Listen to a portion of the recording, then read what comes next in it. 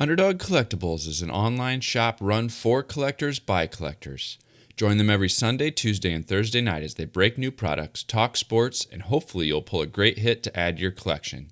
Visit them at www.udogcollect.com and tell them WaxPackHero sent you. Remember, always bet on the underdog.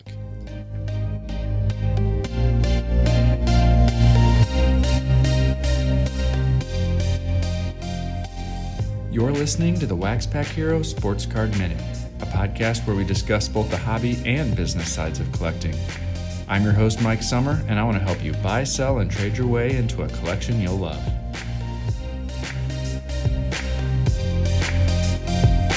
Well, hello everybody, and welcome back to another episode of the WaxPackHero Sports Card Minute. I'm going to go ahead and say it. I am going to declare September Donruss month at WaxPackHero.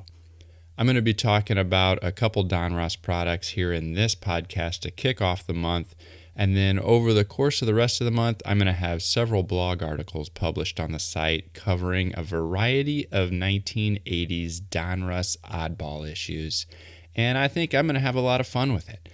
I'm not sure what the popularity is of these sets right now. I know there is somewhat of a market for them, but I've been going through this million card collection and I've come across several of these Donruss oddball sets from the 80s, and I've just been having a ton of fun going through them, looking at them, doing some research, and learning more about some of these products that while they were available in the 80s, they weren't widely available in my area. And so that is what I'm going to cover today. And so I hope you enjoy the show. Hi, this is Scott Spezio, and you're listening to the WaxPackHero Sports Card Minute. From 1983 through 1987, Donruss released a series of oversized card sets under the Donruss Action All-Stars and Donruss All-Stars monikers. For the first several years, it was clear that Donruss was still kind of experimenting with what exactly they wanted this product line to be. But over time, a few characteristics held true. I present to you the definitive guide to Donruss Action All-Stars. It started in 1983, and the 60-card set debuted in 38-pack boxes with 6 cards in each pack. Actually, if you look at the box, it says it's a 36-pack box with 2 bonus packs for added profit for the retailer. Kind of interesting. There were 6 cards in each pack, and each pack retailed for 30 cents and came with 3 puzzle pieces, which were part of a Mickey Mantle puzzle that was unique to this product. With 228 cards in a box, collectors could reasonably expect to be able to put together about 3 complete sets with a few extras, depending on collation. Now, each horizontal card had a maroon border and featured 2 images of the player. One was a portrait, and one was an inset action shot. The Donruss 83 logo was in the upper left-hand corner of the card, and player's name and position was found under the inset action photo on the bottom right. The card backs featured the player's name, bio, career stats, and a few interesting facts about the player. One thing to note is the Reggie Jackson variation in the set. There's 2 different backs for the Jackson. The more valuable variation has a red shaded box used for the bio info and interesting facts, and that ran into the area where the last couple years of stats were. So usually those were 2 separate, independent areas of the card. That shading ran into the stats section on the variation.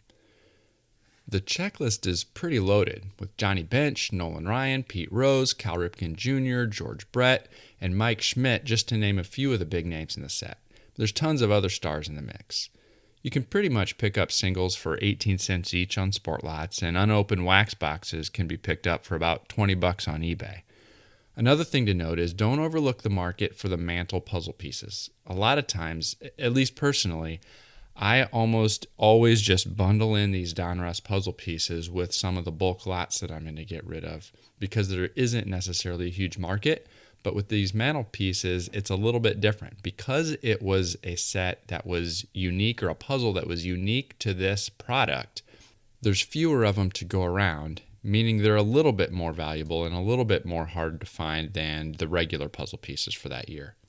For instance, on Sport Lots, listings show only about a third as many mantle pieces compared to the Cobb pieces that were in the flagship Donruss set that year. Also, there's a dealer promo sheet of 4 uncut cards that can be found that featured Pete Rose, Mookie Wilson, Dave Winfield, and Tim Lawler. In 1984, Donruss kept the maroon border from the prior year, but they flipped it to a vertical card orientation. This also kept the action and portrait shots, but got creative with how they were displayed. The action shot took up the full front of the card, and the color portrait shot moved to the back. And this is actually the first time we've ever had a color player photo on the back of a card. I consulted industry expert Rich Klein, Uncle Rich, and he agreed. He thinks this is the first time that we had a color player photo on the back of the card. And so that's pretty interesting that this oddball card kind of set a new industry first. In addition to the photo, the backs also contained some of the same statistical and biographical information that we saw in 1983. Donruss also kept the size of the set the same, and just like the 83 release, the 60-card 84 checklist was once again loaded with stars. This time, some of the younger guys made the cut, including Willie McGee, Ryan Sandberg, and Wade Boggs, joining those legendary names of Ryan, Rose, Brett, and Jackson. And once again, an exclusive puzzle was included, with Ted Williams getting the honor in 1984. Similar to the prior year, the Williams pieces are tougher to find than the Duke Snider puzzle that was in the flagship set. There's only a handful of these pieces available on sport lots, and the puzzle is recognized as being the most rare of all Donruss puzzles, another fact that you might not have known. The 84 packs retailed for 35 cents, so an increase of 5 cents, and contain 5 cards and 3 puzzle pieces. Full boxes are again pretty reasonable on eBay if you're interested in picking up a box to check it out.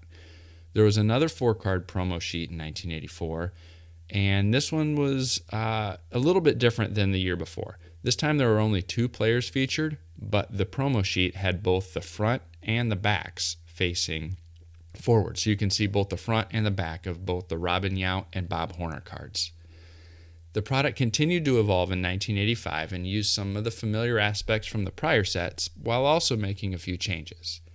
The set stayed with the vertical orientation, and the checklist remained at 60 cards once again. Mattingly, Ozzie Smith, Sandberg are just a few of my favorites from that set, and also Dwight Gooden has a rookie card in this set.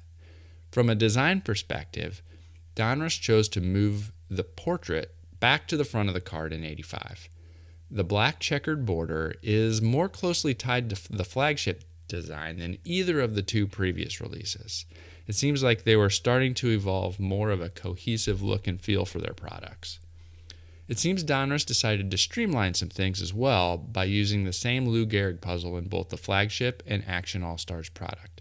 So 83 and 84 were the only 2 years where we had a unique puzzle. 85, 86, 87 used the same puzzle as the flagship. Packs once again contained 5 cards and 3 puzzle pieces. And again in 1986, more changes were introduced. First and foremost, the name of the product dropped the Action title and moved to a simple 1986 Donruss All-Stars. The design was pretty much just a larger version of the flagship's design, and for the first time, it went with just a single player picture. In place of that small inset picture that we saw in the first few years, a National League or an American League logo was used.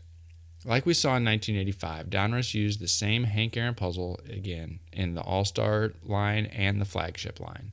And that was one of the inserts. Did you catch that? Yep, I said one of the inserts.